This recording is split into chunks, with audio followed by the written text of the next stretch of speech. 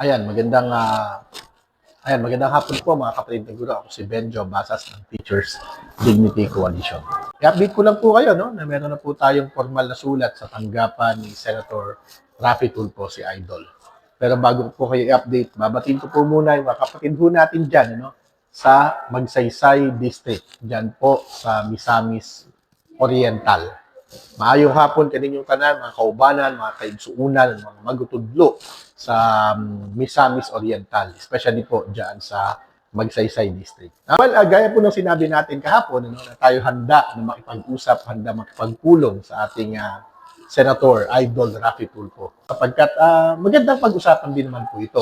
Marami po sa atin ay nag-react ng hindi mabuti doon sa mga naging pahayag ni Senator Tulfo. In fact, last year pa po, may mga ganun na siyang pahayag doon sa mga hearing sa Senado. Binabanggit niya pa at one point na napipilitan daw yung mga magulang. Dahil din daw mga nagdo-donate ay nakakakuha ng mas mataas na grade yung mga anak. At ngayon po, ngayong taon na to sa komite ni Senator Bob Aquino, inulit niya yung kanyang pahayag tungkol sa paniningil ng PTA. At sabi niya, gigil na gigil daw siya dito sapagkat wala nang pinag-uusapan. Imbes na yung academic performance ng mga bata, pinag-uusapan yung proyekto. So, nilinaw na po natin yan. Isa lamang po yung proyekto sa mga pinag-uusapan sa ating mga PTA meeting. Meron po tayong mga PTA meetings ng SPTA. Yan yung school PTA, yung dating tinatawag nating GPTA. Meron din naman tayong mga homeroom PTA. Either of the two formations po ay pwede po mag-initiate ng proyekto yung mga magulang basta gusto po nila. Pero gaya ng sinasabi natin, hindi natin to pinipilit, hindi po natin to hinihingi. Pero batid ng mga magulang na talagang kulang yung electric fan, mabaho yung CR, di ba? Walang gwardiya, at iba pang mga kakulangan. At yung mga kakulangan po na ito na tinutugunan ng mga magulang, kung hindi nakakatugon yung mga magulang dyan, tayo mga teacher naman, ang tumutugon dyan, ang nagdudugtong ng lahat ng pangailangan po dyan. Kaya yung challenge po natin sa Kongreso, lalo na ngayon, di ba? Magkakaroon na po ng mga budget deliberation. Sino challenge po natin sa Kongreso? Challenge natin sa ating mga senador.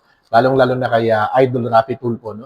Tignan po ito. Ito ay perennial problems ng ating system.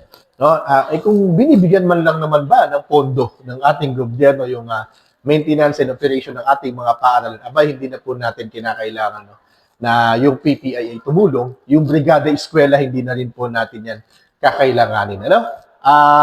Siguro yun lang, kaya sumulat na po tayo, Senator Idol Raffy Tulfo, kami po ay handang makipagtulong. Sumulat na po kami ng formal sa inyo upang ibigay ang aming posisyon po na ito, gaya itong aking mga sinasabi, mas mainam po kung maririnig nyo rin po kami ng direkta. Willing po kami, Senator Idol, na makipagtulong po sa inyo. Sana mapagbigyan ninyo kami.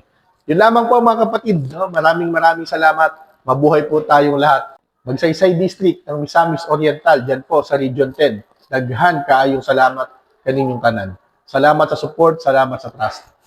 Thank you.